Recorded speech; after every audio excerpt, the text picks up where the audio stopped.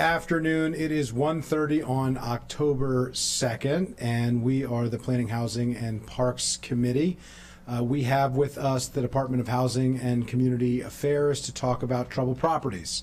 We have had a number of conversations since the inclusion of the troubled properties law several years ago, and how that is working, the data that we have, what we're doing with the data, how inspections are working, whether or not these issues are being remediated in the way that we hope to make sure that we have housing that is safe and dignified for everybody in our community. And so with that, I'm going to turn it over to the department to give us an overview of the Troubled Properties Program, and then we're going to go through a series of questions that the committee had asked the department to answer in advance, and I think the anticipation is that we'll go through those questions one by one, and we will see if there are any questions on the questions and the answers as we take them up on a case-by-case basis. So if there's nothing else to add from council staff, appreciate council staff and the department working together to prepare for the meeting, and I'll turn it over to you, Director Bruton, to give us an overview and then to get into the questions. Thank you very much, Council Vice President Friedson and Councilmember Fanny Gonzalez. Thank you very much for inviting us here today to talk about the Troubled Properties Program and any other questions you may have. For the record, I am Scott Bruton. I'm the Director of the Department of Housing and Community Affairs, and I'm going to turn it over right away to Nathan Bovell, who is our Division Chief for Community Development, which oversees code enforcement and the Troubled Properties Program. And Nathan can give you an overview of the Troubled Properties Program.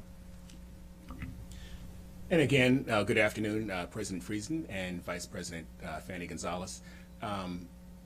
Happy to be here today. I am the Chief of the Community Development Division in the Department of Housing and Community Affairs. We would normally be joined with Tamala Robinson, who is the Manager of Code Enforcement, but unfortunately she is ill and is unable to be here. But I did want to recognize that we do have seated in the audience Ms. Kashamba Williams, who is the supervisor for the multifamily division, along with two of our brand new inspectors who are in training, who we invited here just to kind of see how this process works and have a better understanding of how the legislation process goes through it in Montgomery County. So we welcome. First of all, we hope Ms. Robinson feels better. So we'll send her that and welcome. We're glad you're here, and welcome to the county. We need you, and we're happy to have you. So with that, continue. Yep. We were here, I think, back in March, and we had a PHP committee hearing about troubled properties then. There were lots of questions, lots of recommendations. And you know, we took those very well and tried to address as many of those as possible. And some of them are in the answers to these questions, and some of them are actually in the report itself. One of the discussion points was that we wanted to make this report more readily available to the general public. In doing so, we thought it would be very prudent to revamp how the report actually reads in this structure. So we tried to include much more detail in the report. We included some background and the history about how the troubled properties came into place. We also tried to talk a little bit more about the process in terms of our inspection and what happens after an inspection. And then there were some very required points that we talked about that we are required to put in the report, like the list of the properties to be inspected, the list of all the troubled properties, information on housing code violations, and 311.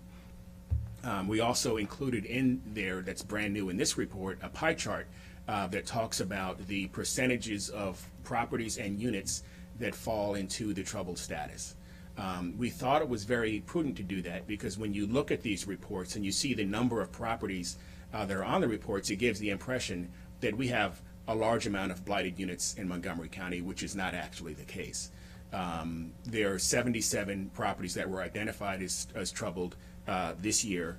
Of those 77 properties, actually most of them are smaller properties. Of the 77, Only 15 of them are in units that are 100 units or less, and properties that are 100 units or less.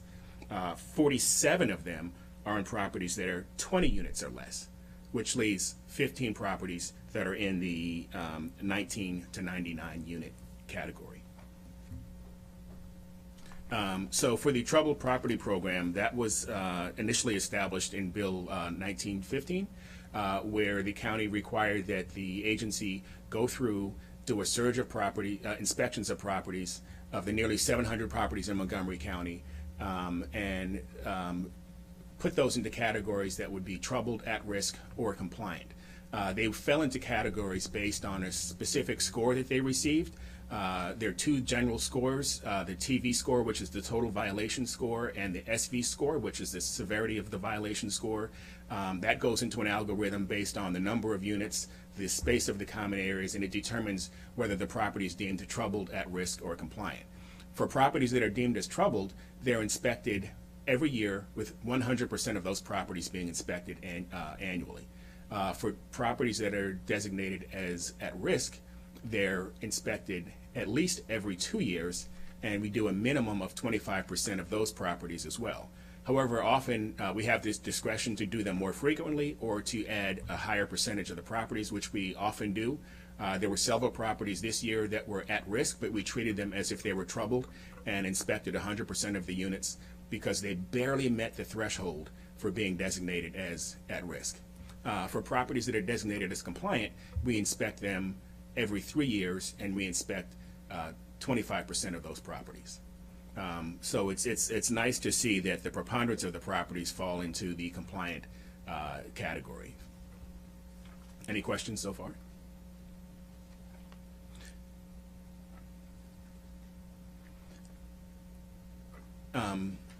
The next point you wanted, after the overview of the report, we are planning to publish this report on our website once we get clearance of that through the county exec. And that's one of the reasons why we put so many more criteria, definitions, explanations, charts into this property.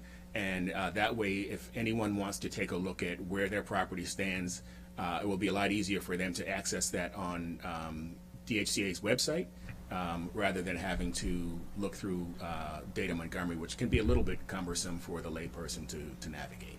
Yeah, appreciate that. What's the timing on when this will be published? You said you were awaiting the county executive's review. It should be within the next week. We've been working with our IT folks to draft up a web page on our website that'll have the current as well as the previous troubled property reports.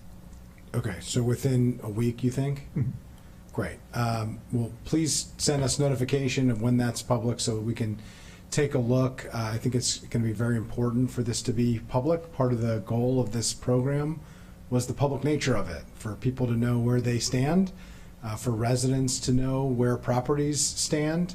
That is a big part of this, is those buildings that are perpetually not in compliance, that consumers be aware of that. And that's important, and for that to be some of the motivation and incentive to remediate the issues. So, it's only as good as the publicity that it receives, and I don't just mean news stories, but just an easily accessible place where the information will be housed. How often will it be updated? Will that website be updated annually based on the inspections? If you're doing more frequent inspections, will it be updated as soon as those inspections happen? What's your anticipation there? As anticipated right now, it'll be updated annually to post the reports. But in relation to the rent stabilization law and the restrictions on increasing rents on units in troubled or at-risk properties, we are, as part of our regulations, development of regulations, looking at how we can. The current troubled property law allows the director to remove troubled properties off the troubled property list at their discretion if they've complied with the law. And so we're working with the county attorney's office to understand the ins and outs of that and incorporate that into the rent stabilization regulations so that if a property owner is placed into the troubled property category, that they're able to, if they remedy the housing code violations, that they're able to be removed from the troubled properties list so that they don't have restrictions on increasing their rents for an entire year. So the list would have to be updated more frequently if that discretion is going to be utilized. Right. Ideally, what we would like to develop is that we would still post the annual reports, just so that that information is available, but that we could develop a dynamic list on our website that would change as the status of the properties change. Well, I would strongly encourage that. I mean, I think the report is the report. It's a static, evergreen report, that was issued for the year, et cetera, and that shouldn't be changed once the report is issued, unless there's a problem that needs to be edited and fixed.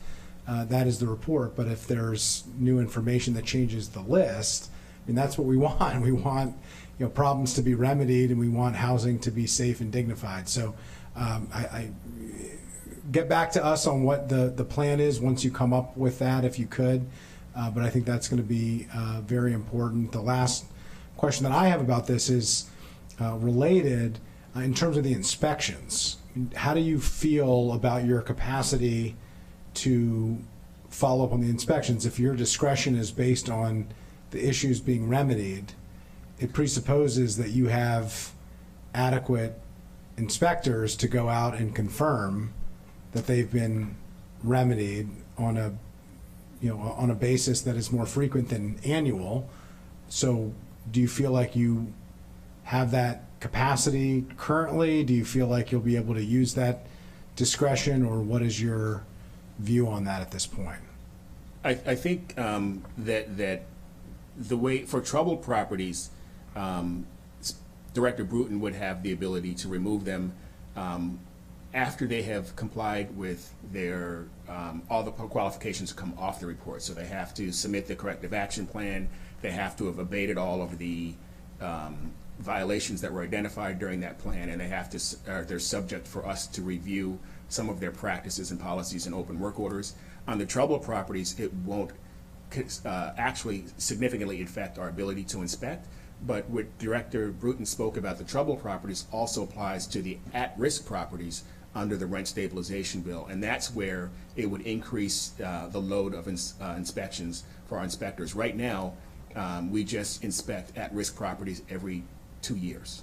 But if property's at risk and they're subject to the rent restrictions of the rent increases because of the rent stabilization bill, it's going to be their desire to not have to wait 2 years for another inspection. So we will have to start inspecting the at-risk properties, possibly at a more frequent basis than we currently do now, and that's where it could possibly cause a strain on the existing staff. We've gone through calculations as to how many inspections inspectors can do per year. And right now that's about 1,200 inspections per year per inspector. So we would have to take a look at staffing as a result of the rent stabilization. And part of that is figuring out with the regulations what would be required for an at-risk property to be taken off the list. Would it be that they have remediated housing code violations to the level that they would not be considered to be on the list, or would it be required to do a more comprehensive inspection? And so we're going to be working on figuring that out over the next few weeks. We want to make this obviously as little burdensome to the landlords as possible, but at the same time make sure that they are significantly incentivized as per the law passed to remedy the code violations. Yeah, appreciate that. Well, keep us posted if you would. I think the question that I have here is if this all works as we intend it to, which is to have a list that demonstrates that there is an ongoing problem, to have that serve as an incentive to actually solve the problem so that it leads to safer and more dignified housing for the people who are relying on it, it would require somebody to fix it and then to be able to call the department and say, I fixed it, please send somebody out to inspect it to confirm what I have just told you. Yeah, we actually already have a process for that. So when the initial inspection takes place, The property receives a list of all of the violations, and then we let them know when we're coming back for reinspection. So there's scheduled re-inspections that we go to make sure that all of those violations are cleared. And so your question is whether or not adding the at-risk to that same schedule will put a burden on your resources, and you're going to have to assess that. I'm just trying to reconcile the point that you made earlier of whether or not you're going to have the ability to do it. Because what we don't want to have happen is to not have an ability for the department to respond, and so that results in a property owner not bothering to remedy because they don't believe that they're going to get inspected within a reasonable time frame. What we want is this to move somebody to remedy, then them to be able to quickly say, hey, I've remedied this, please come back as soon as possible to remove me from the list. If we don't have the ability to respond quickly to the request for the inspection, the incentive that we're trying to achieve is watered down to the point where it's not as effective. And so, as you heard from the previous, conversation that, precipitated this conversation, that's a real area that we want to focus on. And so I know you're working on it, but we want to make sure that that is the case, you're confident about it, and if there are additional inspectors or resources that are necessary, then we want to hear about it. We want to hear about it before the budget, not during or after the budget, because, it's something that we care about. So absolutely. I'll say, just maybe put what Nathan said in a slightly different way. If we determine that we are able to remove at-risk properties from the list based on our current compliance regime, so notice a violation and then we go back and reinspect and confirm compliance, if we're able to take them off the list based on our current inspection regime, then there won't be any extra cost. It would only be if we determine that we have to do some type of extra inspection to remove them from the at-risk list, and we are hoping that's not true. But we can't give a definitive answer yet. Sure. But we do promise that if we do require any additional staffing, we will make sure to let the county executive and you all know as quickly as possible. Yeah, and just to make it clear, that's because the regulations and the executive regulation and the bill reference what needs to be done to remove a troubled property, but it's silent on at-risk properties, removing them from the list. Got it. Okay. Let me turn to colleagues. I'll first turn to Councilmember Fanny Gonzalez and then to Councilmember Tremont. Thank you so much for being here. And by the way, I loved your report. I love the question and answer, the way that you formatted it, because it was very straightforward. So thank you for that. But I would say two things. Since you mentioned it, on the rent stabilization bill that we just passed, when are you going to be coming back with the regulations? Because that's tied in with everything that we're talking about. And as well, I know you submitted supplemental, but it's being worked on. We talked about it as a council recently. So would that supplemental that you submitted that hasn't been reviewed yet by the county council include the software and anything else that you need to solve this issue? That's already part of it, right? Yes, it includes staffing, hardware, as well, startup costs, staffing and startup costs. Okay, so that's taken care of, and then the software that you're going to be working on will include, because one of the question 21 on the report about what is the most common source of violation where fines are given, you're going to have a way to identify those, right, in this new software that you're going to be having, because the lack of information, it's crazy. We don't know what people are doing. So that's part of it, right? Yes, part of what we're actually planning on saving on labor costs by having the back-end database and portal trigger certain compliance issues. Mm-hmm. So for example, already in law, if you have a housing code violation or you're unlicensed, you can't increase your rent. Right. But then now with the troubled property at risk, what we're doing is we're working with TEBS, and they're going to be providing the labor to do this. Oh, that's perfect. That we're going to merge our code enforcement and licensing databases, and then merge the record keeping and compliance functionality that we need for rent stabilization. And we will have one common portal for landlords and tenants. Tenants will just be able to look up information. Landlords will be able to log in, pay their licensing, and register their increased rents. But that will, following up with a question from Chair Fritzen, let's say you have a troubled property, would it be, I don't want to see like a document like the annual report, because then you fixed the issue and that's the report was 3 months ago and it's already fixed. If you look at the website, it's going to look like I haven't fixed anything. Would it be live? Like if I'm a landlord, I make a change into my property, I fix the issue, would the next day, if you look at the website, would it show that I have a problem, or would it be clear? Because so what would happen, so right now on our eProperty 2.0 database, you're able to look up and see code, status of code violations, and we will be incorporating that. And so we'll also have a dynamic labeling of troubled or at-risk properties, and then that goal I said of like the web page showing the dynamic list, right, that'll be connected to the back end where properties are labeled, and as a property becomes labeled as troubled or at risk, or that label is removed, that'll be removed in the individual record, and it'll be removed from the list. Like right We're away. trying to integrate things to improve efficiencies and transparency of information. Transparency, beautiful. And then the last question, when I joined the county council, one of the first issues that I worked on was a particular troubled property. It was a building in Twinbrook. It was all over the press, and I know I worked closely with inspectors and with Ms. Robinson.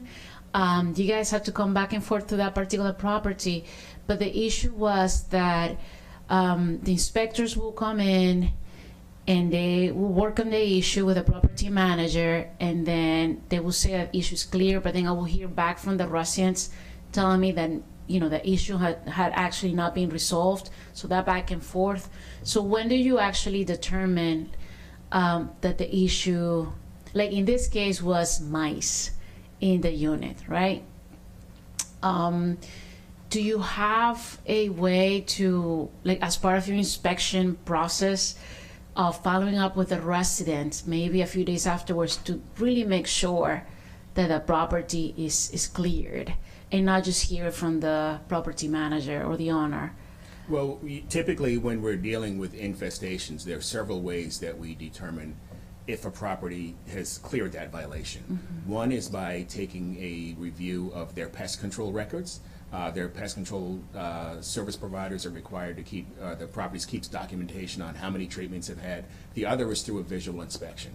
So at the time that they go to look at a unit, if the property manager has provided pest control records, and they look and they see no evidence of infestation, they may clear that. But 4 days later, if the tenant calls back and says, I still have mice, that case is usually reopened, or a new case would be reopened. But inspections are a point in time, so they have to go by what they see at the time, but that doesn't prevent the tenant from calling back if the conditions change. Got it. And again, when do you say that you're coming back with a draft of the regulations for the bill? We're working on that. I need a date. I know. I'm hoping for sometime in November. November. All right. Thank you. Yep. And my apologies. I just caught my faux pas in my introduction. I promoted both of you, so my apologies to President Glass. But congratulations to both of you too for your promotion. We appreciate the faith that you have in us. It's a mutual feeling of trust and faith. But with that, let me turn it over to Councilmember Joanna. I just missed the promotions, I guess. That's all right though. But oh, there we go. All right. I was looking at the templates. Well, Yeah. Sort of like when I made you a senator. Yeah. Well, that was good though. So yeah, I appreciate and I know we'll go through the questions, so I won't ask stuff directly related to the questions. But so November on the regulations-ish. I know we've been talking about this. To Councilman Friedsen's point about making sure we have the anticipated number of inspectors and the money ahead of time. I know some of that was included in the fiscal note when we passed the bill, but if that's changing at all based on you've just gotten through this trouble properties list, and as you're doing the regulations, I guess that would be my first question. Do you think those numbers still hold of what you'll need, or is that a moving target? Or for enforcing rent stabilization, we believe they still hold. As if we get through, but part of this is how the rent stabilization law interacts with other laws, and as we're that didn't include this interaction, for example. Right, because when we put the fiscal impact statement in, that was before the trouble and at-risk properties had been added in council sessions. Sure. But I mean, I don't anticipate that this is going to require additional staffing for compliance with other laws. But as with any changes in our workload, we will always notify the county executive and you all, with data to back it up when we have experienced an increase in workload or demand. Okay, that's helpful. Sticking with the resources question, and we've talked about this a little bit in when you were here before on this topic. Do we have enough tools in the toolbox to incentivize, correct, when you have problems? And so I would love to hear your additional thoughts on that. I say it in the context of, I know Councilmember Mink isn't here, but I know, the Enclave, for example, has serious issues. And it's tough because thousands of people live there, but it's a huge property. So, just understanding all the challenges that are going on there, do you have enough to, as far as laws or authority, to do what you need to do to create the outcomes we want, which is safe, habitable housing for everybody? That is, and Nathan could add some details. We've been talking with Councilmember Mink and other council members about these issues and the limits on our ability to enforce the code. And we've also talked with, for example, we don't enforce all aspects of housing code. For example, for elevators, which is a problem at some particular properties, inspections are done by the state's Department of Labor. And they have basically the same regime we do. They can issue notices of violation. If there's not compliance, they can issue citations. Those citations then go through, if they aren't remedied, they then go through the court system, and the landlord may or may not have to pay. But if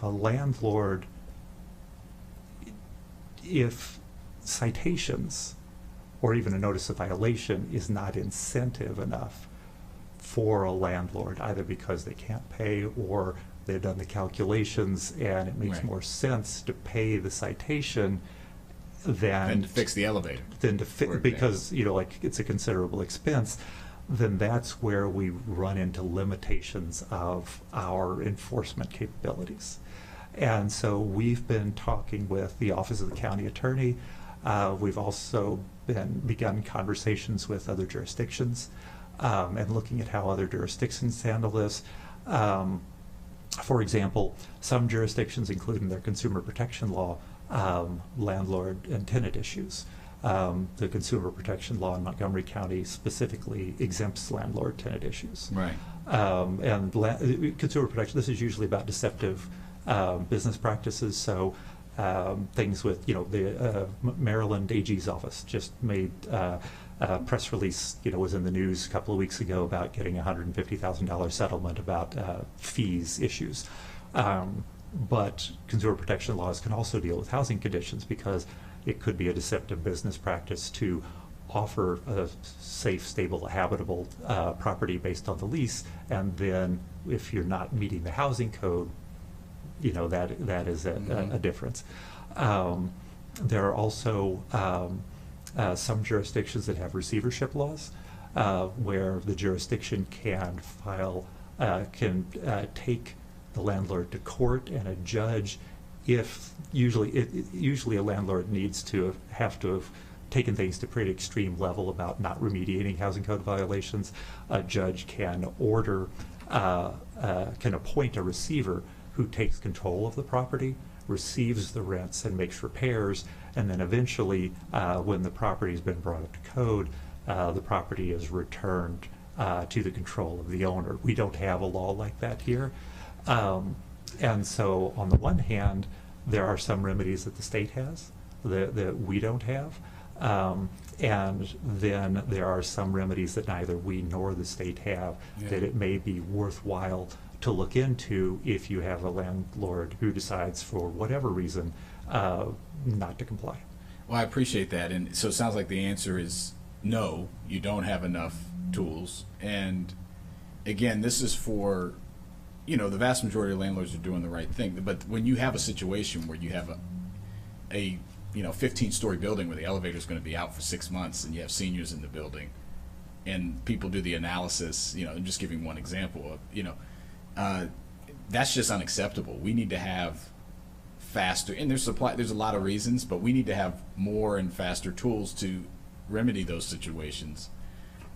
Or any other situation where you have someone who's just not doing what they're supposed to do because they've made the cost benefit, or they've played out how long it's going to take to, the courts are back, how long it's going to take to go through the process, or whatever it is. And so I would love to see, as part of this process, kind of a Venn diagram of sorts of, what does the state have, what do we have, where are the holes. And I think receivership is obviously one of those. The amount of fines and the ability, some of it's going to be state jurisdiction, but this is something we're going to have to work with the state on, right? Our state legislators on, because they are obviously concerned too. And I feel like going into this January, we should have a sense of what are the things at our level that we could do, and what are the things that the state could do. Again, in the most urgent situations, because those are the most frustrating, right? For residents. And so I appreciate you being candid. I'm sorry, you were going to say something. I was going to say about the property in question. We have started meeting with the state elevator inspectors. We've had several meetings with them to make sure that our efforts are sort of coordinated. The other area where we have started to use some tools that we haven't used in the past is citing more frequently. So there are certain circumstances where you can cite per day. So we're citing more frequently at some of those properties. That one of them that we keep talking about, we've got inspectors there almost every single day. And we're issuing more citations. The challenge is it takes no less than 6 months to go to court if we issue a citation. Often those citations, if by the time they go to court, the work has been completed, then that citation, the fines. So there's almost no incentive. Yeah. If you're going to get to it at some point, Yeah, right. there's almost no incentive to worry about the citation. Yeah, and we are have another sort of tool in our toolbox that we haven't used because of some technology issues, and that's the ability to increase the inspection fees if we have to go back. Right now, we don't have the technology to apply those increased fees, so it's another area where we're working with our inside IT folks as well as TEBS to have the software be able to appropriately put those increased inspection fees on when we have to go back from. What is the fee now if you go in and you have a violation? Let's say what's the fee for the elevator? It depends on the size of the property. We don't cite for elevators. Yeah, we don't do elevator because it's state. Yeah, this is if we're going for for mold. No, it's for, usually I'm talking about for our mandated inspection. So when we go in and we do an inspection for a troubled property, we inspect that whole property the whole year. 100% of that property. It's when we go back that we can increase the fees, not per violation per unit. Yeah. Okay. All right. Well, I know we're going to go through the list of questions. I appreciate that, and I just really am concerned. As you see, these questions are more around capacity and what we actually have the ability to inspect, but then to actually get the behavior changed. I think that you heard the consistent theme with that, and I know we'll go into who was on the list, and it relates to and why they're on the list. But so appreciate that, and we'll continue the conversation. And I will say, to a certain degree, it's not as fast as we like. The multiple citations, more than one a month, they're feeling the impact of that, because I get the calls from the property owners and the landlords. So when Ms. Williams says, "I'm going to this property and we're going to go every day," or "I'm going to cite once a week until this violation's been fixed," the landlords and the owners start calling me, and I say, well, fix it. Right. They try to go around. Yeah. Do what Ms. Williams told you to They do. say, we're being harassed. You're not being harassed. You're not providing the service you're supposed to be providing to the residents of Montgomery County. Right. Appreciate it. Okay, well, why don't we go through, we have a lot of questions here. Some are pretty straightforward, some I think beg additional questions. So why don't we just go through for the interests of the public and so we can have a conversation and go through those questions one by one if we could. So you want me to ask the questions, then you to respond to what you have here briefly? Is that the easiest way to do it? Okay. So these are questions that were essentially transcribed from the prior conversation that we had, which the department has followed up on. So the first question is about single-family rentals and what is the number that is in the overall inspection data set? So our head of the licensing office checked this, and it's roughly about the same, a little less than 25,000. Okay, so there's about 25,000, and that's been a major topic of conversation, discussion for single-family rentals. Any follow-up conversation there, Councilmember Jawanda? So just to be 100% clear, 25,000 that you are aware, about 25,000 that you're aware of that are registered. These are folks that have actually registered to rent their property. So it's obviously way underreported. That would be likely, and that also doesn't include those that are doing short-term rentals. Right, That may have registered through HHS or not Like registered. Airbnb or something like that. Yeah, or may or may not have registered through HHS for that type of service. Do we have any way to get a sense of those, the scale of that, of those two buckets? Either unregistered or short-term? I know that HHS contracts with an outside software provider that scrapes the online sites Right, for 'cause they're short-term promoting rentals. it. A lot of these are promoted online. Right. And so I think that would be a question for them about the short-term, total number of short-term rentals. And I know that it is significantly order of magnitude more than those that are registered. But for us, it gets a bit more complicated.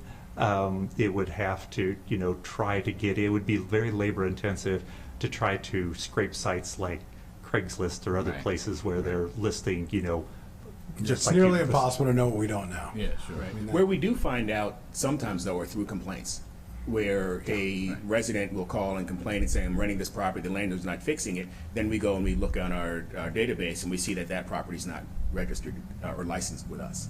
Yeah. And so then we follow up with,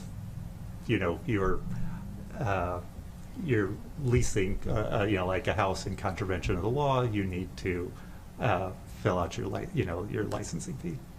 And this is the when in the last question I have on this, the 25,000 are when the house is rented, right? Yes. Not the room. It would, house or You- condo, I'm sorry, the property. the unit is rented. Yeah, unit. you don't need a license to rent an individual. not room. for that, a that rooming is not house. included. in Right. this. So you don't even track that. No, we're not. Yeah, We're not we're not allowed doing to. There's Yeah, no yeah. regulatory Right, regime right. related to room rentals. Right. So just to be clear, we've talked about that in the past of whether that should exist or not. But okay. Thank you. That's helpful. Good to know what we don't know, but we have at least a floor. Okay, so you've talked a lot about updating databases, and this is going to be a theme for me today. So just get ready. In the answer to this question, embedded in it is a very antiquated database. So within the 25,000 nearly single-family licensed properties that have been identified here, you can really do almost no analysis because my sense is, based on the written response, you have inspectors that are writing in notes into that property, not tags. So, notes are not searchable in a database, right? Tags are searchable. So you could, then pull up a report and analyze data to determine how many properties had this issue and how many properties had that issue. So it's not nothing to have notes. It allows for an investigation into an individual property to have essentially a track record of what has happened over the course of multiple inspectors, so that Inspector A and Inspector B and Inspector C can essentially communicate via the database by the notes that they are taking, and hopefully they're taken thoroughly, and I trust our inspectors are doing that. But it doesn't really help us to make policy. It doesn't really help us to understand what the magnitude of the challenges are. It doesn't really help you to direct resources and personnel within the department to make thoughtful management decisions. So the question here is, are we changing the database and getting out of the dark ages here of what essentially is one step removed from having a manual spreadsheet where people are writing their notes by hand? I mean, this is one step better barely than that, to a system that has a database that can be searched, that can be analyzed, that can use data, and that can be much more systematic. Yeah, so that's what we're working toward, is to have all of our data integrated. We're probably going to use tax ID number as a common identifier. There's some complexities about that, but tax ID is probably the most static identifier about a property, and we will use that to link the information between code and licensing, our compliance division, our multifamily division, Ulta, COC, and so you will, on the back end, eventually I would be able to look up through our back end portal and see everything we know about each rental property across the full spectrum of the services or administrative actions we take. Yeah, appreciate that. So, I mean, obviously much better, not perfect. Tax ID, if you have separate LLCs, you're going to have separate tax IDs. If the underlying owner could be the same, but the entity that owns it is different. But it's certainly better than the system that we have now, so that would be a positive step. So I appreciate that. I'll note that the more, it's an exponential benefit to making things more technologically advanced. So, for instance, if you allow for the ability to pay for multiple licenses at once, which would be a significant administrative benefit to property owners, you also could tag their properties that they are related. Mm-hmm. So, if I have one payment that's coming in and it's covering 22 properties all at once, that means that those properties are affiliated with one another in some form or fashion. They might not be the exact same ownership. There could be different debt or investors and certain, but generally that they are related, and you could tag that in your system. So I would just encourage you to really think through this. We should be trying to make it more user friendly on the front end, and then easier to use from a data perspective and a management perspective on the department side as well. So I think you could accomplish both, but we're not there. We're not there yet. But I appreciate that you're working towards that, and several of my questions relate to, and I just want to highlight that our data just isn't very good right now, and we need to get better at that. And I know there's a commitment from the department to do that. Absolutely. So the second question was, who owns rental licenses for single-family rentals, and are there common landlords for multiple properties? This one is related to the last one, of similar to what I just noted, but I'll let you respond. Do you want to answer that one, or would you like me to? Sure. So we did provide a chart that talks about the classification of single-family rentals, and it goes through common ownership communities, corporations, HOC, LLCs, partnerships, sole proprietorships, trusts, and nonprofits. The preponderance of the properties are, for our single families, fall into the sole ownership or sole proprietorship category with 7,359. But like before, it's fairly hard for us to identify exactly, if there are multiple owners for multiple properties, just based on the structure of how those properties are set up.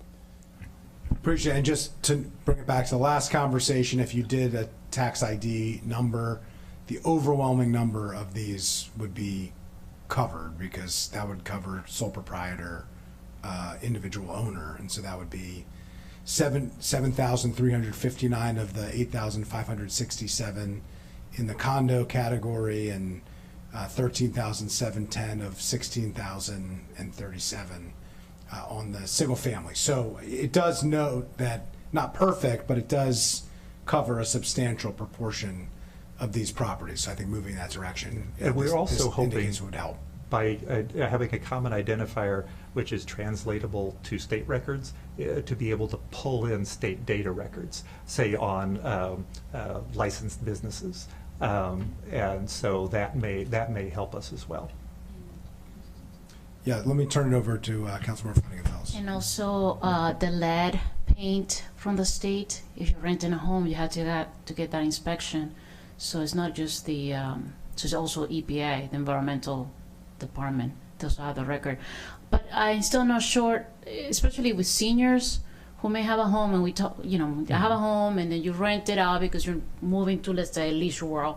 But the house is under a person's name. It's not a sole ownership. It's not an LLC. It's just a person's name, because she only owns one home. So where is that? You don't have that here. No, that would fall under the sole ownership or Yeah, proprietor. but if you don't have you don't have a tax ID for that. If you're your own person, Then usually the you're, Social Security is not gonna be, but it won't be an item number. You know what I mean? It has to be the Social Security number. That's what I'm trying to get here. You need to include that too. Yeah, well, no, there are complexities with this. There's no perfect common identifier. A senior will not go and mess with an LLC or creating a sole ownership just to fill this. So I just want to make sure that you also have for those cases, there are probably a few, but they are out there. Yeah, we looked at things like square and lot, but that has other complications to it, as ways to. And just to clarify, when you say tax ID, you mean tax ID, EIN for a business, and Social Security number for an individual. I didn't take it that question. way. We'd have to follow Yeah, that's a up. licensing question. Or no. You do not need a tax ID to get your license. No, I believe they use the Social Security number. You use your social. That's what I'm saying. Because when you mention it, when I see this, I'm thinking of the tax ID as a business. I don't see this as Social Security number included here. So right now you're saying that you're including people under your sole ownership proprietor. I can't say that word. Proprietorship. Okay. You're including people who have a Social Security number in this group. You shouldn't, because it's a separate thing.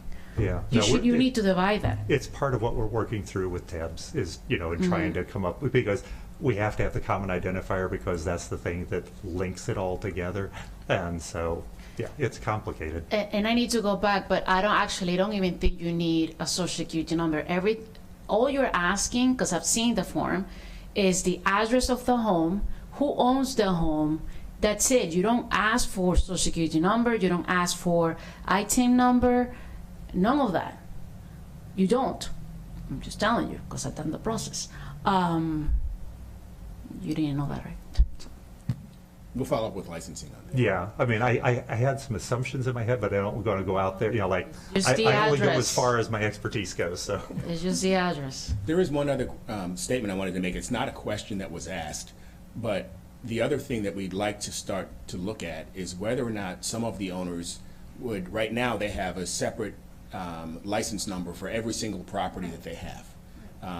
And when you start to look at the properties that are troubled, and you really take a look at the number of properties and the addresses and the unit size, the preponderance of these properties are small properties. They're 3-4 unit buildings, 5 unit buildings. We even have some that are multifamily, but they're only 2 units in the building. We have some landlords who own 4 units in a row. There might be 4 units in each building, and all of them will show up on our troubled property list because we found 1 roach in 1 unit. And the way we designate properties as troubled now, part of the criteria is if 20% or more of the units show infestation, that will automatically put you on the troubled property list. So some owners, if it were me. So if you have 3 units and 1 unit has 1 roach issue yes. one time, that would. flag it. Obviously different if you have 100 Right. unit property. Exactly. And when you look at those 4 or 5 or 6 units in a block, and 4 or 5 or 6 are each individual property because they registered by the address and the tax ID. If those were collapsed, then you would probably see a lot of those small under 5 unit buildings coming off the trouble property list. Yeah, I don't want to step in, but this is a very important point, and one of the reasons why I think it's important for us to make sure we figure out the connection between the properties. It's not just to go after landlords. It's to understand the nature of the issue. And if 77 properties is actually a much smaller number in reality, we should know that, and residents should know that. And that is information that I think would be helpful to really get a good handle on what we're talking about here for our own internal purposes, for resource, and just more broadly to understand the nature of just how prevalent these issues are. If 77 unrelated properties that could be up to 100, 200, 300 person units, the scale of that is much bigger than some of the circumstances that you just described. And we know that the troubled properties, they're not all created equally. Some are extremely and chronically troubled, and some may be on the list for a temporary period of time because of an individual serious incident that has to be remedied, but that is quite different by its nature. So the more data we have for that, I think the better for all of us to do our work and to share as honestly and transparent as we can with the public. But unless there's any more questions on this, why don't we move on? Do you want to go through the breakdown of the enforcement actions between multifamily and single-family rentals?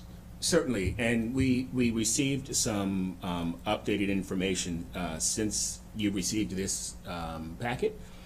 So right now for administrative multifamily, the number of cases shows is 1,665. That was through April of 2023. As of today, we've added 107 to that, so the total is 1,772. Administrative cases are cases that we schedule inspections for. Complaint cases are cases where someone calls in and we go out to investigate as a result of that complaint. So for the multifamily, for the complaints, as of April 2023, there were 6,515. We increased that by almost 1,000, by 907, and the current number is 7,422.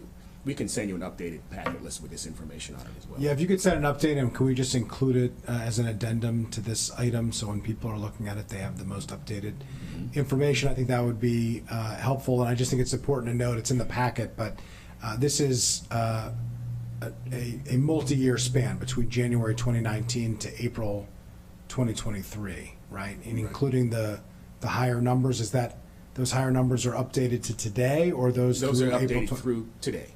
Okay, so that's the most updated number, so let's include that, but the numbers that are before us are still accurate just through April as Yes. opposed through present, or as close to present, end of last month, or whatever the time period is. Right. Okay. And the administrative for single family increased by 229 to 2,625.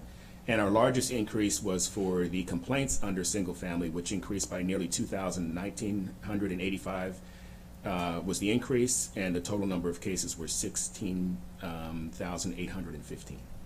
So between May and today, you've responded to approximately 2,000, just so under 2,000 complaints about single-family homes, Yes. rentals.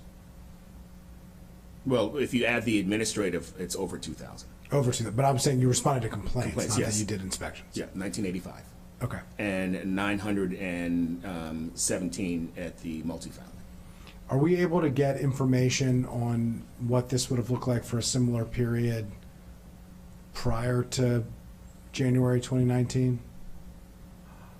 I'm not sure. That's before my time, so we'll have to check with our IT folks about pulling that data. Yeah, it would just be helpful. I mean, I would love to see a snapshot in time to show how many more complaints we're responding to, how many more. And then do we have a list of the number of complaints we've received versus the number of inspections based on complaints we've conducted? We can provide a list of the number of complaints we receive, but I'm not sure that it would correlate to the number of inspections, because there are follow-up inspections that could come after that. And there also could be multiple complaints on the same issue. There could be multiple complaints on the same issue. Somebody could complain about multiple things. When it comes into 311, they can have a list of multiple complaints. And when we inspect, we could also inspect and find other things that we didn't see because of the Okay, so you don't think that it would be particularly helpful? Like, you could provide it to us, but you don't think it would be particularly helpful? I'm not quite sure how well we could provide it and be inaccurate, and I don't think it would be particularly helpful. Okay, noted. I'll turn to Councilmember Jawanda. Thank you. So, a version of the question that was just asked, are the 900 complaints for multifamily since May, so in that 5-month period, is that typical or are we seeing it go up? We've been fairly consistent over the years about the number of complaints that come in. Got it. Same thing with the single family, so 2,000 in 5 months is typical. I'm not quite sure, as sure as the single family, but I know in the multifamily it's been the same. We typically will do about 24,000. We'll receive about 24,000 complaints over the year, and that's been consistent over the past. 24,000 for what? The multifamily? For both. For both. Yeah. Okay. You're just not sure of the breakdown. Yeah. So I'd be curious to know, just what the trend lines are. I mean, I know it was asked about the 5-year period, but like, are we seeing, coming out of the pandemic, for example, or are we seeing higher rates of complaints? Again, complaints just means people know what to do. It doesn't, it's one indicator of the state of things, but the administrative are things that you've initiated. Yes. Just through the normal process. Right? And those increased because of the lack of interior inspections that were taking place during the COVID pandemic. Got it. So now we're inspecting according to schedule at capacity. Got it. So yeah, I'd be just curious to know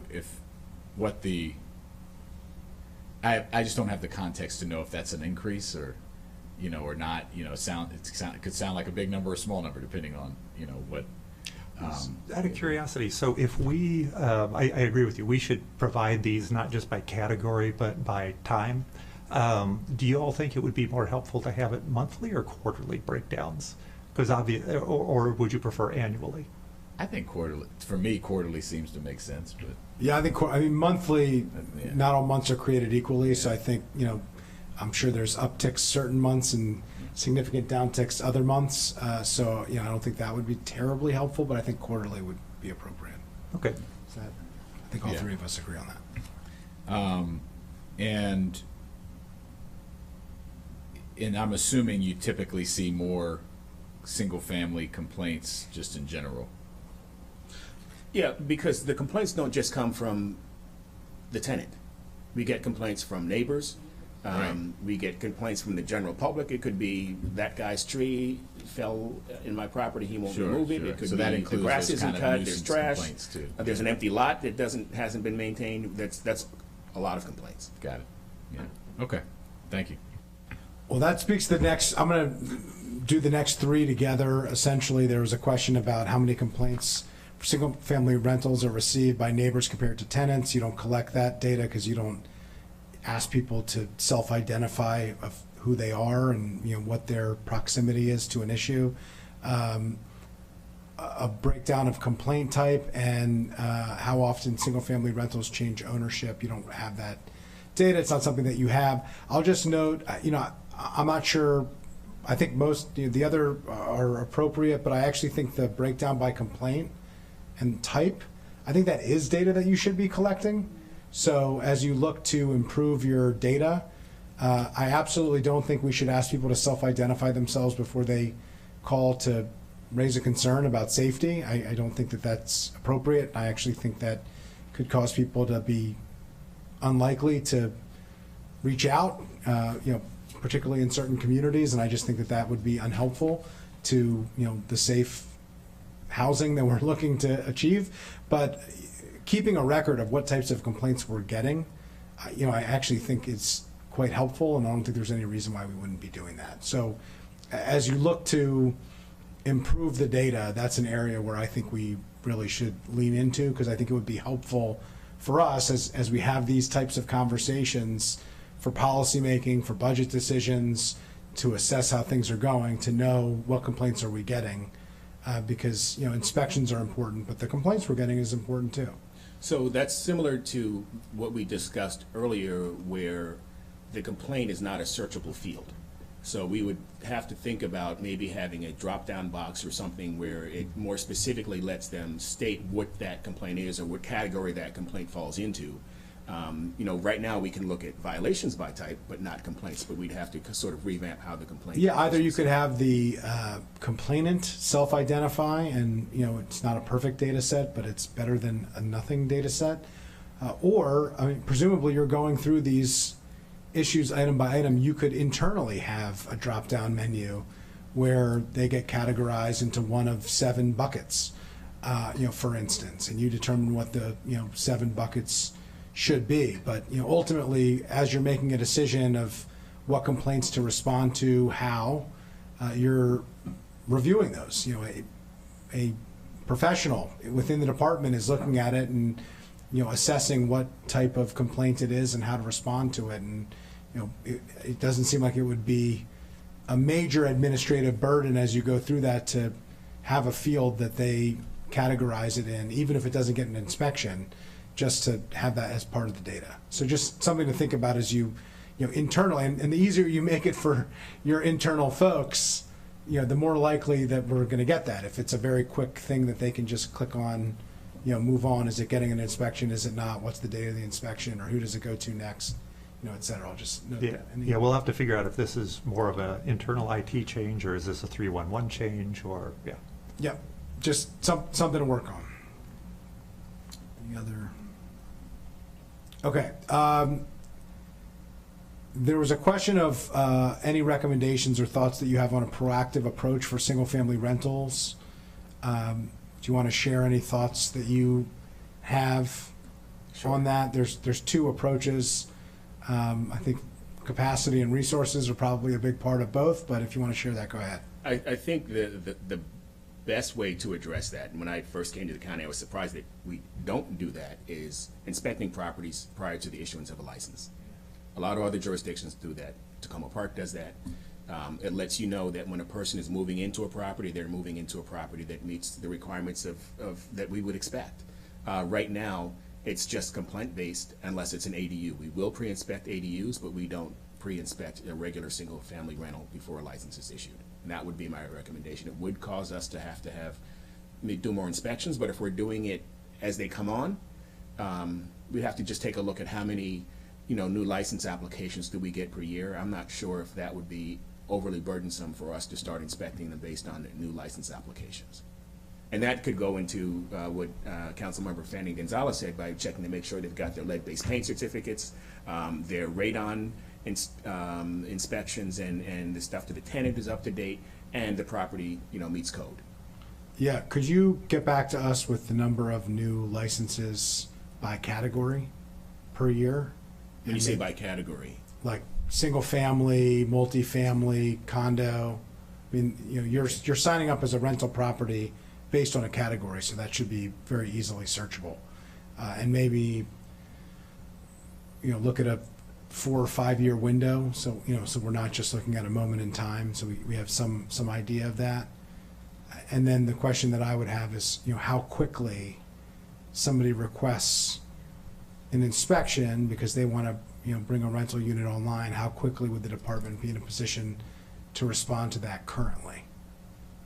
So if you could get back to us on that would be helpful. Obviously, if somebody wants to add rental units and they have a property that's well kept and meets all of the codes, that's a great thing. We want to help them do that as quickly as possible. So knowing how quickly that could happen, I think would be helpful for us to understand.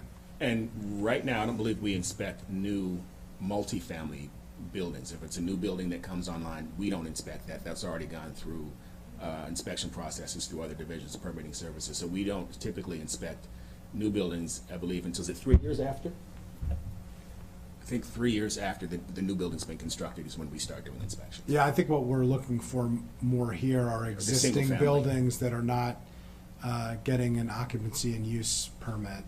You know, it's not a new construction type, not an ADU, not a new multifamily building, but, you know, an existing building, an existing condo, single family, et cetera.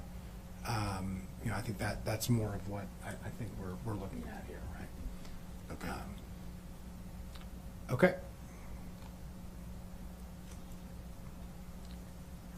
Okay. Question about multifamily rental properties. Can DHA determine whether a single owner owns multiple properties? And we talked about before how you don't have the capacity to do that, but you're looking at options to do that, including the tax identification number, which would include the social tax identification number is a broader category, which should include, and there's a question of whether it would include, but should include EINs, employee identification numbers, ITINs, individual tax identification numbers, and social security numbers, all of which are forms of tax ID numbers. So, but you're looking into that, you're going to get back to us. Okay.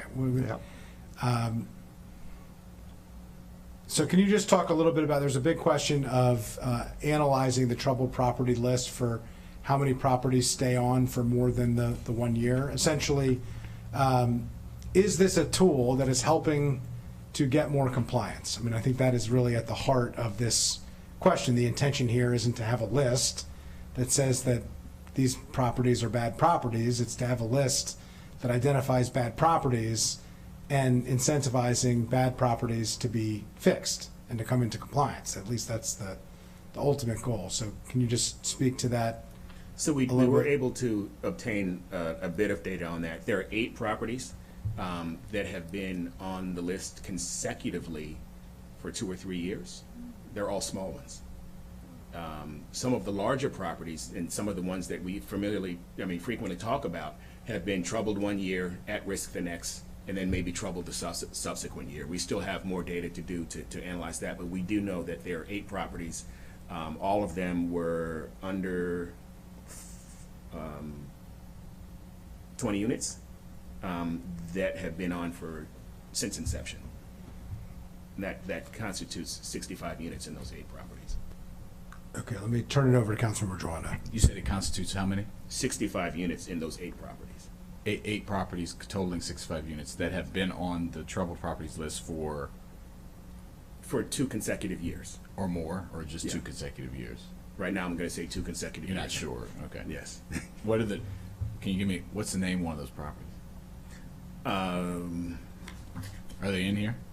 They're on the property list. I think I don't want to put it in on the record if I'm. We had talked, and while you're looking for that, we had talked about this last time as well, that another way that doesn't cost any money or very limited money to make sure things change is to say what these places are. Mm-hmm. And But in fairness, those small ones, it might have been a very minor issue that caused them to be on the troubled property list. And I'm sure there's some of those buildings you would go into and say, I would happily live here myself. But there might be one issue caused by one tenant that will cause you to be on the list because the units are so small. I'll get you one of the names in just a second. And so 65 units, 8 properties, so on average, yeah. It depends on the size. skewed, but- Yeah. It Quebec depends. Flats, Yeah, that's what I thought. 1, 2, 3, 4. Quebec They're on there Terrace. 4 times Yeah. because they've got 4 properties that are small properties. And those are. I used to live there. They're not in good shape. So that's one we've toured as council members have toured various times. Okay, so the other analysis I think would be interesting. You kind of alluded to it. Is who's troubled, who's at risk, like the back and forth between troubled and at risk, and restate the criteria for at risk. Well, it's easier to state the criteria for Trouble. Okay. All right. Let's start with that. So if there's rodent infestation in more than 20% of the units, or identify mold in more than 20% of the units, or they have a specific TV and SV score, total violations and severity of violations per unit. That's the general criteria, but you will absolutely be on if you have the more than 20% infestation and mold in the units. That's how you get on trouble. And then at risk would be It's a lesser threshold. something less than that, but Yeah. approaching And I it. will tell you, though, that we are proactive about dealing with these at-risk properties, because we were clear about, the whole purpose of creating an at-risk program was to Right. try to prevent people from being Yeah, troubled. absolutely. So when we have properties that barely make the at-risk, we treat them like they're troubled. So there are several properties this year, or last fiscal year, that were at risk, but we still inspected 100% of the units as if they were troubled. And that's And discretionary? It's we have the ability to inspect at a higher percentage of units and a higher frequency. So it doesn't mean every 2 years. It means they must be inspected at least every 2 years. So when we find those, bad apples in the barrel, that, we see that we're getting lots of complaints. We know that they were troubled last year, but at risk last year, but they barely made it. We're going to treat them as troubled and inspect 100% of units. We did that with 2 large properties this year. Yeah, that's a great practice. I just think, just to be clear, I think as you're doing more on this question, on this analysis, I think to that point, knowing who's kind of moving between the two over time would be good to have insight into, right? Especially if we're talking about there's 80. So if I go back to the top, there's 88 troubled, and how many at risk here? I lost the 77. No. 77 troubled. 77 troubled, and how many at risk? What's the at-risk?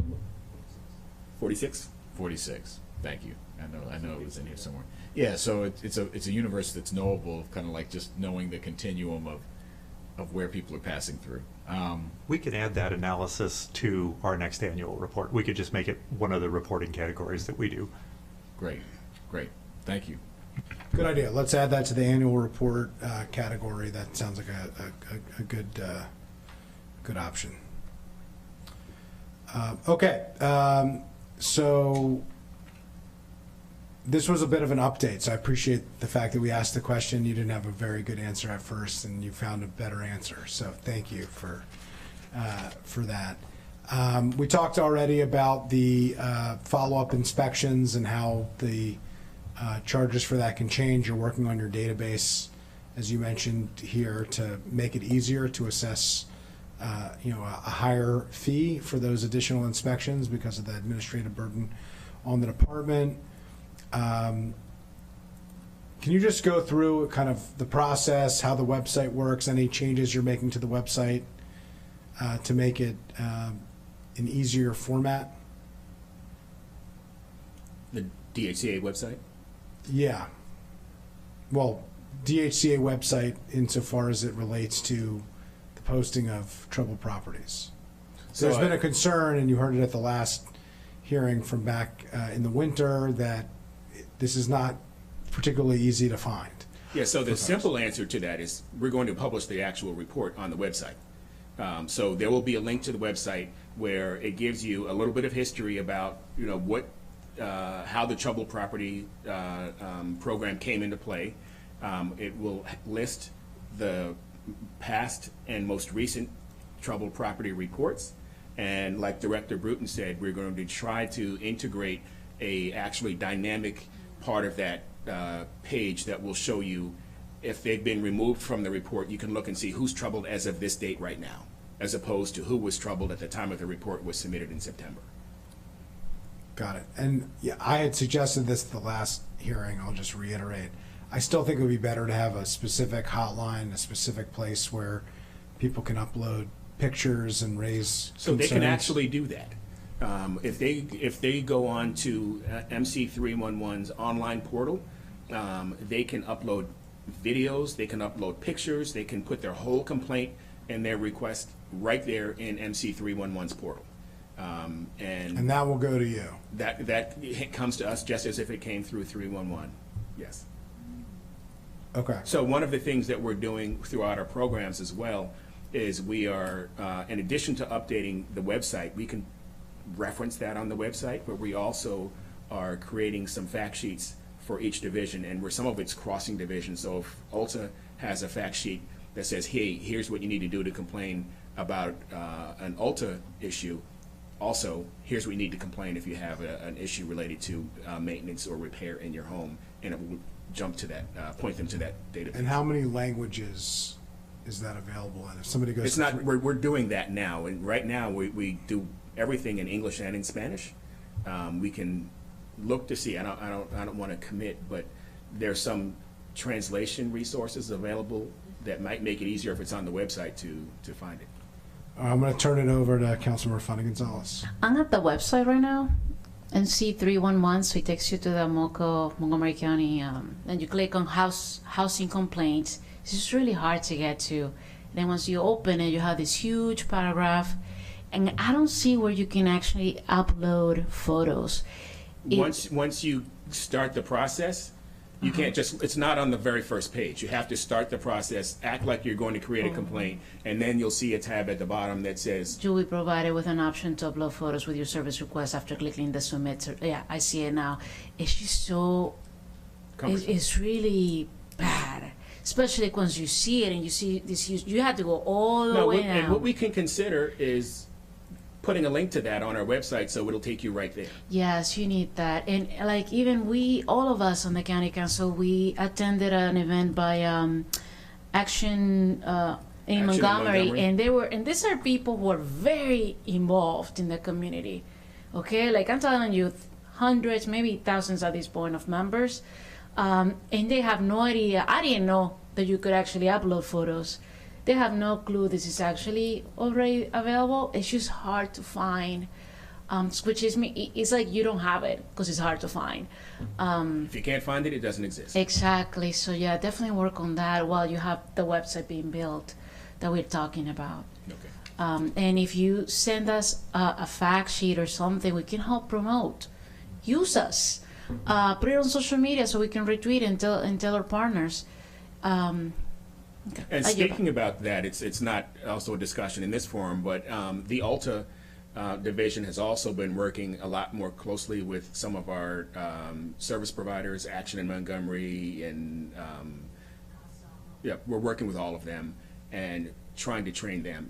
Director Bruton last year has actually started having some sessions with them so that we can talk to them and make sure that they're well educated about what our processes and policies are, and we'll continue to do that. I didn't mean to steal your thunder there. Appreciate it. I would go take a look at the site. It is not particularly user-friendly.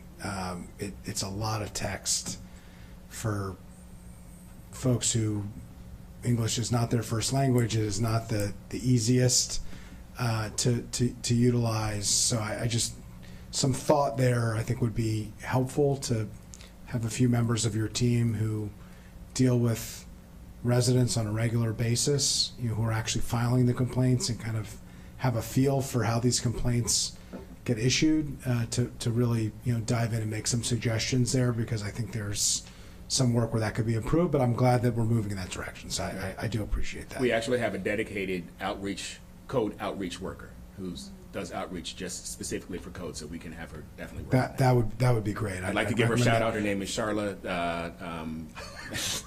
Cherry Quintanilla, and she's out in the community all the time. Well, we appreciate her, and we appreciate your interest in lifting her up here. So thank you to her and to you for that. We talked about this quite a bit at the last meeting about whether or not it makes sense and would be appropriate and in keeping with the purpose of this program to issue a report of this list annually to incentivize folks wanting to get off the list. Any thoughts on that? Sure. You mean beyond doing a press release on the, yeah.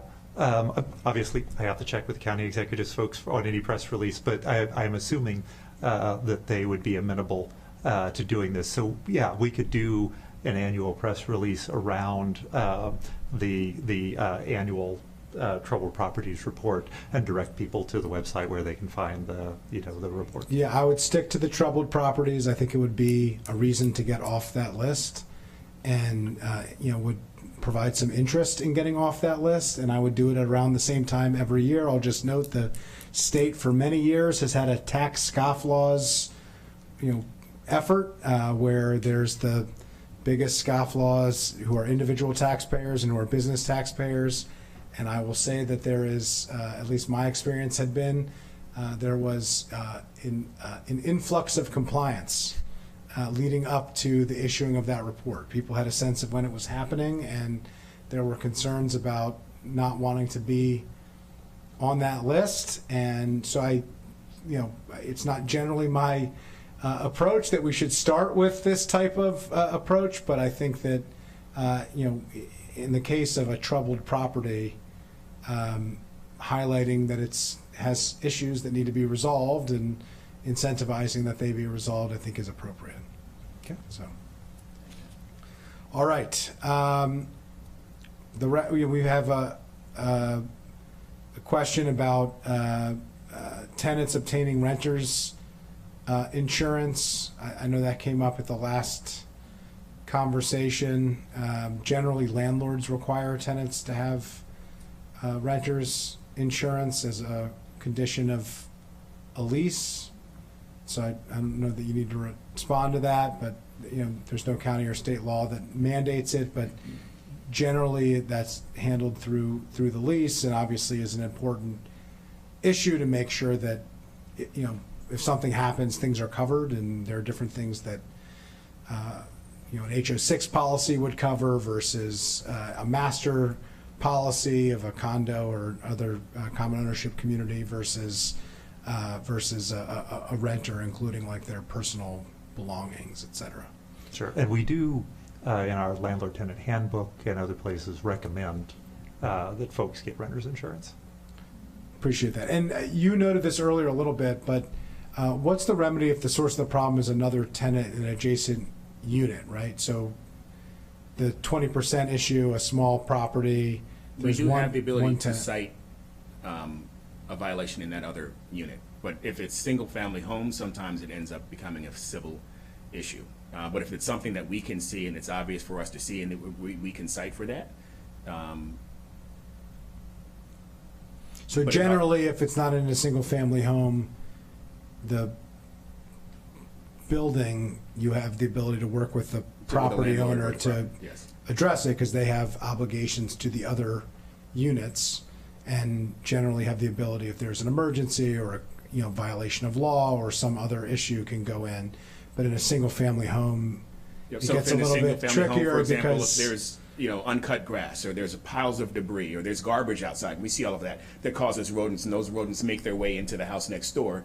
We will cite the owner that's causing the problem, because we can visibly see that from the street or from the ground. Got it. Okay. And we did skip 14, and I did want to, just for the record, make a mention about that. It's county required landlords to publicly disclose recent complaints received for property or individual units. There is also an e-property database that's open to the public, where anybody can go in, put in an address or a property name, and find all of the violations and the status of those violations on that portal. By unit. Yep. Okay. Great. And let me turn it over to Councilmember Geronimo. Yeah, and I was just looking at the list. I scrolled enough to find the troubled properties list. At the far end, it has a rating, and it says like 15 troubled, 1 troubled. No, I'm sorry. I think that's 2 things. So they're all troubled. That's the rating. What's the no-co alarm violation? What is that? CO and alarms, if they don't have carbon monoxide. Okay, got it. All right. And then smoke alarm, mold, infested. Got it. Okay. And then you talked about this earlier. You kind of said it in the beginning. As I eyeball this list, 1, 2, 3, 4, 5, 6, 7, 8. There's like 8 or 9, 10 or 11, give or take, that are over 100 units. Right. Right. So it's the majority are small. Some are significant, right? Like Summit Hills and Enclave. There's ones that have large amounts, thousands of units. But there's 15 that are 100+ units. There you go. Okay, better than my eyeball. is there a different strategy and approach, and could you describe it for for us and for residents, when you have something like that is going to have a lot more, which when you say 20% of 100, that's either 20 plus units of a 100-unit building, but if it's, if it's bigger, if it's like 1,000 units, it's, it's over 200 units, so it's a significant problem, then put it on the list. How do you approach those large properties vis-a-vis the smaller ones, like the strategy and approach? So, the most challenging one is infestation. And what we require as part of their corrective action plan is to tell us what they're going to do about the problem. I used to be a landlord, and I know that dealing with infestation is not something that the property can do by itself. It's something that's the property's responsibility, it's the resident's responsibility, and it's your pest control service provider's responsibility. So they have to provide to us what their strategy is going to be. Oftentimes, if there's a serious infestation, they may say, we're going to exterminate, 100% of the units every other month or every 2 months. Where you have a smaller property with 1 or 2 units with infestation, that's an easier thing to resolve. The other thing is that it's the landlord's responsibility to address those persistent problems, which sometimes they don't.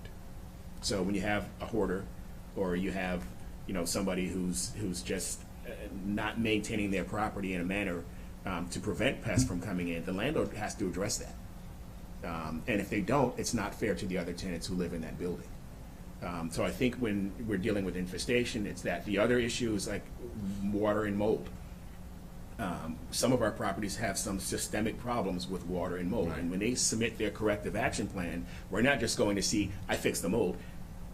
You don't fix the mold if you don't fix the water. So our inspectors know when they're reviewing those corrective action plans to make sure that they're really looking at what the root source of the problem is, and not just putting a Band-Aid or some paint on it. I appreciate that. I mean, you kind of led into my last question, which is,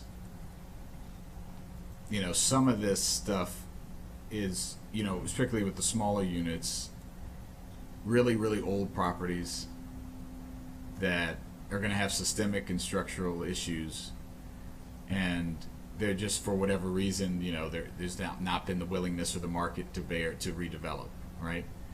And I think in your other side of the hat, Mr. Director Bruton, on how we make sure that there's enough access to affordable housing, I do think that, and we've talked about this in the past, right, for some of these properties, and I'll just use where I grew up in Quebec Terrace, which has been bad since I was there 40 years ago. We should be proactively thinking of what our role is as the county to go in and see what we can do, whether either purchasing, incentivizing others to purchase, joint development, whatever, and some of these ones that are just going to be on the list because the folks don't have the money or the willingness or the ability to fix what needs to be fixed in a building that was built in 1930 or 1950 or whatever, So we've talked about that a little bit, but I would love to see, as part of the other side of your house, thinking about who would be candidates for that. And we can't do it all at once, right? And it depends on a whole bunch of factors, partners, private sector, whatever. But what could be our role in thinking about that? And maybe you are, but I just want to throw that out there. And you are. Okay. Yeah, no, we're absolutely thinking about that. I mean, personally, I tend to view rental housing as providing a service and it not being a commodity. And just as if you're a doctor or a restaurateur and you're not able to provide the service, then the government will do something about it. And part of the expectation of providing this service is that you have, a clean unit that complies with the housing code and doesn't have infestations. And there are, whether it's because of a lack of capacity to run the property well, or if it's the business model to disinvest and draw money out of the property, and assume that you're always going to have people who are so on the brink that someone will always rent there no matter how bad it is, then it's up to us to make it so that it is not financially feasible to pursue that business model in the county. You are required to maintain a certain level of habitability in your properties. And if you're not willing to do that, then you shouldn't, Yeah. you get my point. Yeah, and I was assuming good intentions, but there obviously could be bad intentions as well. And I think you've heard from the whole committee here that, like, we're interested in this a lot, and we want to be a partner in that. So I would just ask that we continue those conversations, and again, back to our first question, give us the tools to do that, so that we don't have these repeat. So, thank you. Councilor Gonzalez. But, and I love the comments, but following up on that, especially for us as a county to partner, let's say we have a trouble property and we did this in Aspen Hill, we purchased a building, right? Requires money. And as a county, we need to invest more on the housing fund that we have and all these different programs that we have going on to be able to have the money power to ensure that we can uplift all these buildings that are in bad shape and, by themselves they can't get redeveloped. The county needs to step it up. And so I look forward to seeing the budget coming up. And it's going to be a tough one, again. But money talks. So there you go. Yeah, appreciate that. We have a nonprofit housing fund that will be coming shortly that we've been working really hard on and been talking about for several years, and appreciate Director Bruton, your partnership on that, and look forward to us moving forward relatively quickly, actually maybe even quicker than we were originally anticipating, which is positive. So I think that's one tool. I do think we have to be realistic here, though.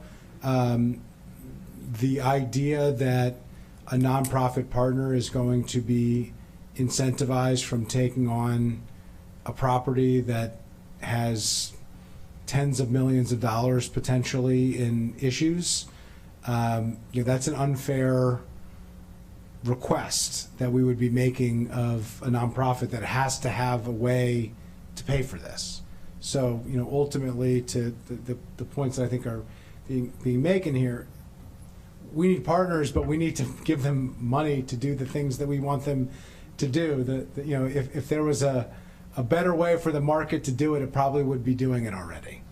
And so these are examples of properties where the business model might not work, and it might require us to step in some form or fashion, and that probably means quite a bit of money, and it probably means quite a bit of public money in order to do that, if we want the housing to stay housing, and if we want it to remain. Note, I looking at the list, virtually all of the properties that we're talking about are what we would generally refer to as naturally occurring affordable housing. These tend not to be new buildings that have chronic problems. These are older units, some of which have deferred maintenance for a variety of reasons, some of which have systemic challenges, some of which were built with different codes and different standards that are expensive to bring up to modern day requirements and codes, and that costs a lot of money. And so there is a balance, and I will note sometimes it is better to build something new. There is a point of no return where having a property that is not able reasonably to be kept up to a high enough standard, it would probably serve all of our purposes to build something new there and probably have a lot more units there as well to provide more housing to more people. There are a lot of times where preserving it would be helpful because you can provide it at a cost that a new property could not possibly achieve because the cost of building something new is prohibitively expensive with today's interest rates and construction standards and et cetera. So I think it speaks to the complexity of these issues. I think we need to be careful of the one-size-fits-all approach, but I think having additional tools at our disposal, targeting our focus on those properties that are having problems and need to be resolved so that we don't have anybody who is living in substandard housing, I think makes a lot of sense. Speaking of that, which requires enforcement, the next three questions are really about the number of code enforcers, the rate of turnover for inspectors, and the department's efforts at the request of this committee to move towards a standardized checklist for inspectors, which has been a frequent concern that we've heard from both property owners and from complainants, generally renters. Could you just speak to those? I think they're all related, so if you want to just speak to them together. So we'll reference that we currently have our budget for 36 code inspectors. We have 33 on staff right now and 4 supervisors. And I'll just note that is a significant increase from when Councilmember Giwando and I were upstairs on the 7th floor for our first review of the recently passed troubled properties law, where the number of inspectors was way down. It was basically half that. And so there has been a concerted effort over the last several years, even in a challenging labor market, frankly, where we've had tons of vacancies in county government, in Montgomery County, just like local governments around the region. This is an area where we have seen a positive focus, and it just shows that if you focus on something, if the committee is insistent on something, if the department is committed to something, that we actually can move the needle. So I just want to acknowledge that. Yep. And our turnover rate currently is about 6.25%. That's usually Which is great. 3 or 4 people a year. Unfortunately, DPS likes to steal our folks. It's a promotional opportunity for them. So, when you have a division that has, 35, 36 inspectors, only 4 supervisors, there's no upward mobility to go unless there's a supervisory vacancy. And DPS, the way their inspectors go, they have a lot more levels. So we've lost several of our great folks to DPS, which I'm happy that they had that opportunity, but sad that they left. Well, we're glad that we're keeping them Within the in county. service to the public and in county government. So always good to see upward mobility and advancement in people's careers. That's not necessarily a negative. Yes. And regarding the checklist, we have been talking about this intently for a while. There's some challenges with it, but we think we may have a way to incorporate something in shorter order. Part of it, the way the inspectors inspect now, they use an app. An app was developed, and it has drop downs by room for them to identify what those violations are.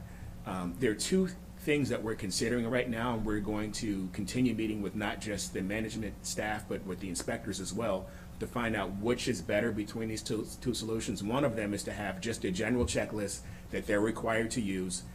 They would still enter their data the way that they enter it now.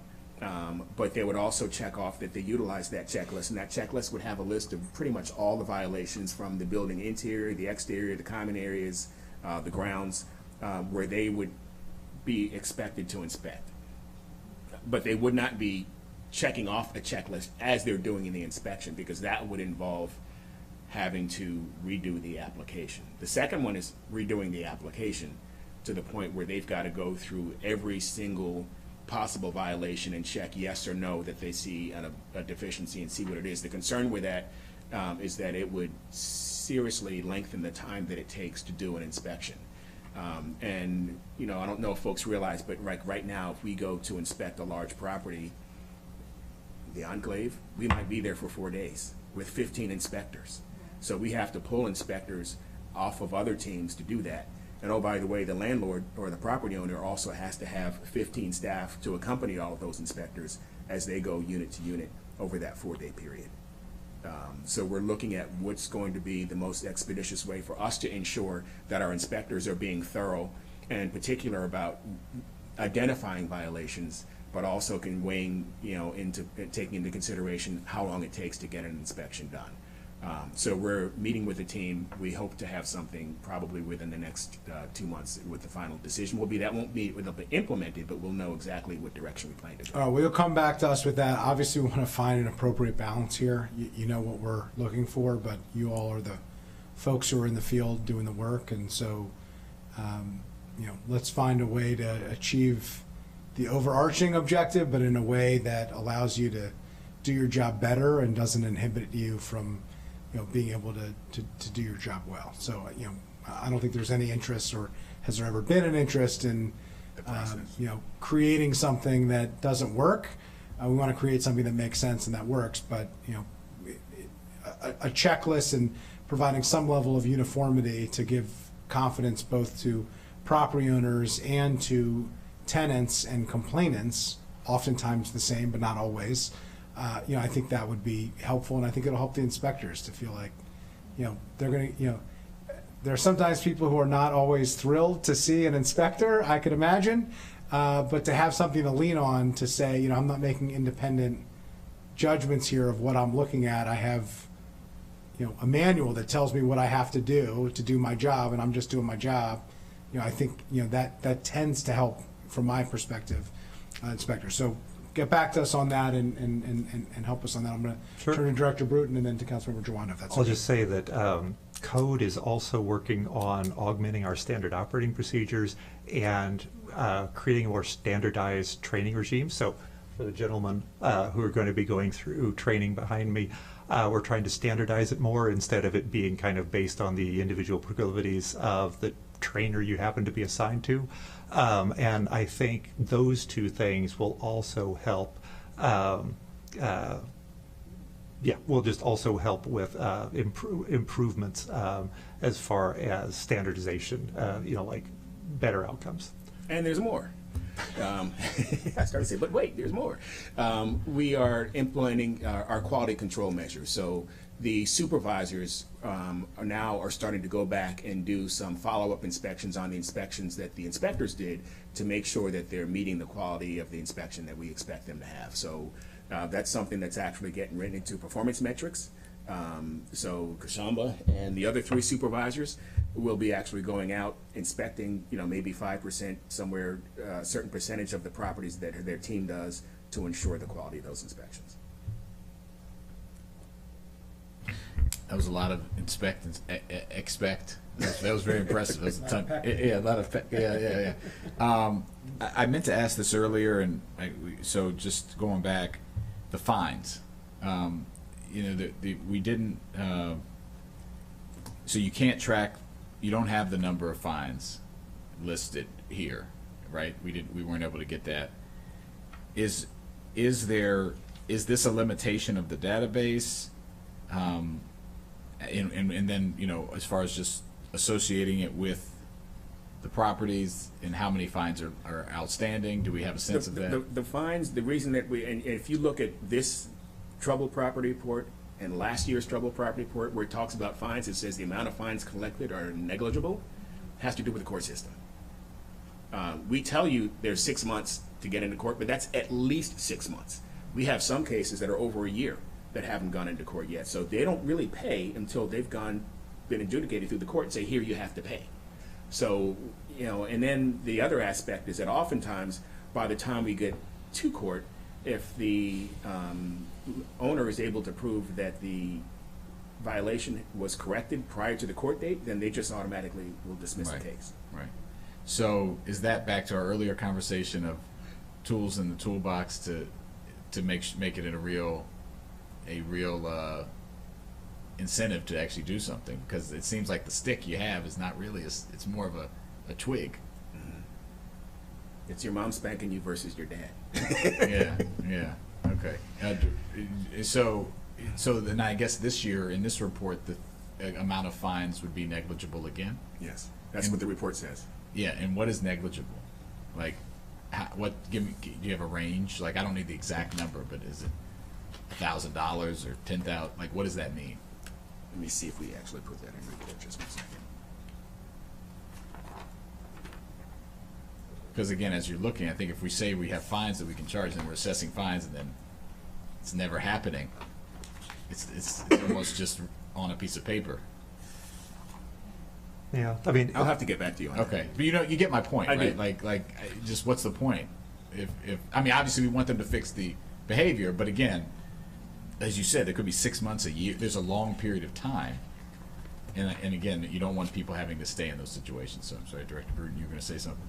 No, I'm just agreeing. It's it's a problem. I mean, especially if the court dismisses the fines once they've complied, and you have several months to comply, that's not really helping the tenant in their situation.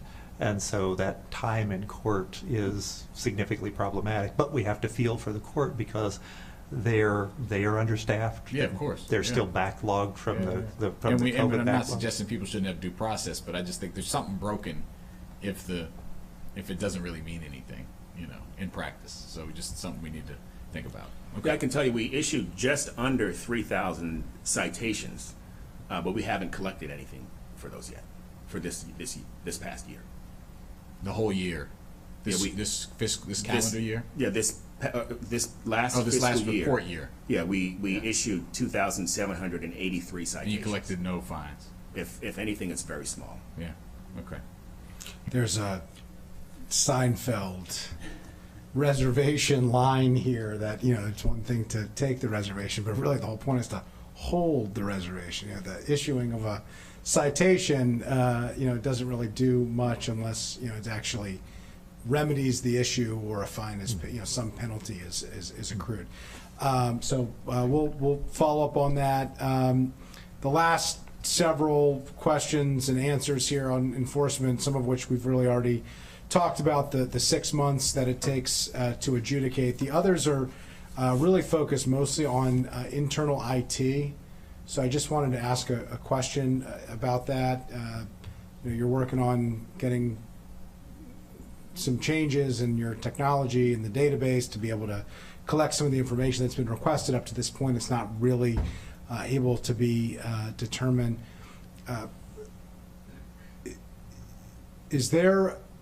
What's the reason to have specific IT in the department versus relying on TEBS to do it? Like, is there a reason for that? Because it seems like that's caused a bit of a challenge here. The department has struggled to fill those spots, and that has held us up from moving forward in a number of ways to build a database that we would need.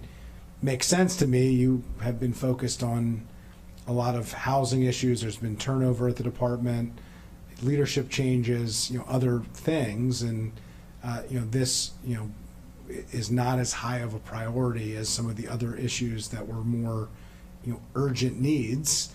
But could you just walk me through why we wouldn't move these needs over? It would seem to me that let the technology people do the technology stuff and let the housing people do the housing stuff. But maybe I'm missing something. It's an excellent question, and we've been going through this with TEBS on multiple different levels. I would say the answer is that TEBS is very helpful with running the back end for all of our shared databases across the county. They're also good at coming in and, for example, the county executive's direction, we've been developing a moderately priced dwelling unit portal to facilitate the process for tenants, folks wishing to rent or to buy a moderately priced dwelling unit. And TEBS has, hopefully by the end of the calendar year we'll be releasing this. TEBS has developed in cooperation with us the database and the back end, and the front end portal. But then as for day-to-day stuff with troubleshooting things within the department, say with our website, with our existing databases, with pulling data, then often you need someone who is intimately familiar with the full range of what you had. And so whether they set in our building or set in a central location in TEBS, you really do need some folks who are detailed to the department, who will understand the unique, whether it's our department or anybody else's, the unique situation and the different layers of our historic or legacy database systems. And so you really kind of need two levels. We don't necessarily need someone on staff who would develop new databases and new web portals for us. That's a centralized function that can be done. But we do need people who have an intimate knowledge of the variety of systems that we have, and I think any department would need the same. And on the other hand, we did have dedicated staff who created the code case application. So at the time, they were DHCA employees who developed that app. The people who are there now help to maintain that app. And you know, just like any app, sometimes it crashes. We've gone to go do a major inspection and there's a glitch in the app, and we have to fix that immediately because we've got 15 inspectors and 15 staff people waiting out to go out and do these inspections, and it can't happen until the app's functioning. So we do have to have somebody that we can reach at a moment's notice to correct those types of situations so that we can keep the train going in the right direction.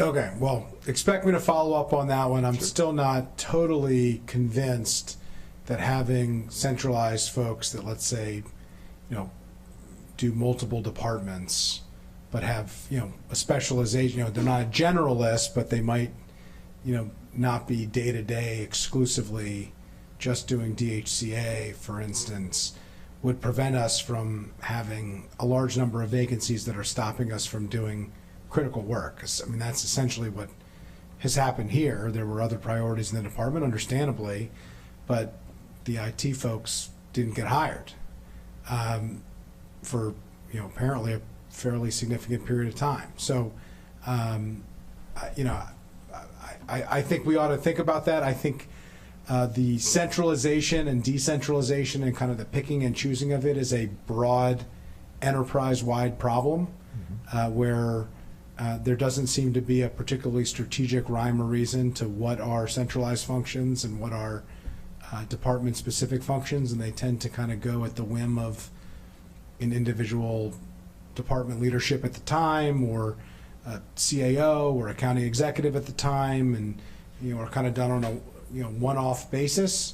And I don't think it's working as well as it could or should. So it's not a DHCA specific concern. It's more of a broader concern. But I do think it's showing up in this particular case. So I think we should really think about that and talk about it. But I'll put a pin in that for the rest of today. I talked about it a little bit during budget. I'll continue to raise it and think about it. But I do think there are things that we should be thinking about doing differently because they're not working as well as we would want them, and we have to rethink the way county government is functioning, and I think we always should be doing that. Director Bruton?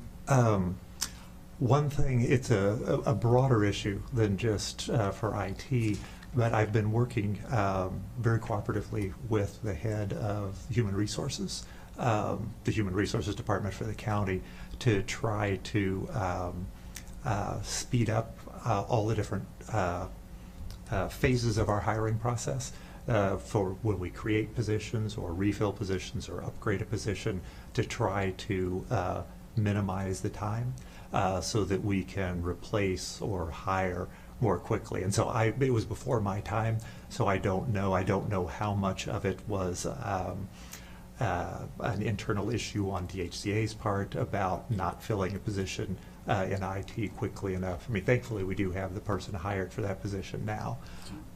Two people for those positions. But I mean, that's on me to try to do everything I can in working with other parts of the executive branch to make sure we fill the available funded positions as quickly as we can. Well, appreciate that. The council had a very robust public conversation on our concerns about vacancies across county government. Obviously, there are a lot of challenges in hiring in general, not necessarily unique exclusively to Montgomery County, but we want to see progress there. So appreciate your continued work. You keep us posted on how that is working. It's something that I think the council will continue to drill in on and focus on, because it is of significant concern. We have to be able to do the people's work, and it's hard to do that when we have 1,500 vacancies in county government. It's not fair to county employees who have to take on colleagues' work because there is no colleague, and it's not fair to the public who rightfully expects that the work is going to get done, their call is going to get answered, their complaint is going to get investigated, and so we need to make sure that we're doing right by our employees and doing right by the public. So appreciate that. Any further comments from colleagues, questions, anything from council staff? All right, well, thank you. There's a lot of follow-up items here, but we've followed up on quite a bit as of today. Obviously, there's more work to be done. The whole purpose of the troubled properties list and this program is to have established a baseline, to know what the problems are, and to get the problems fixed. And so, that is a partnership of the council and the executive. It is hopefully a partnership with property owners, with tenants that we have. We want to work with everybody. We hope that people know where to turn to when there is a problem, and knows that we will investigate it. We will follow up on a complaint, and we hope that the overwhelming majority of property owners are going to fix a problem, and when they do, we're going to go back and inspect it very quickly and make sure that we can give them a clean bill, so to speak, and make sure that the residents have a safe and dignified property to live in. So appreciate your work and your efforts on that. Welcome to our new team members. Thank you to your commitment to a safe community that we all hope to have, and we really appreciate your service to county residents and to county government. So thank you, and let me turn to Councilmember Jawanda before we're adjourned. I'll just say, hopefully we didn't scare you off, so Yeah. we're really happy that you're here, so thank you. And with that, we are adjourned. Thank you, everybody. Thanks for your time and consideration. Thank you. Interstate 495 in the following locations. On the inner loop, Interstate 495 from Old Georgetown Road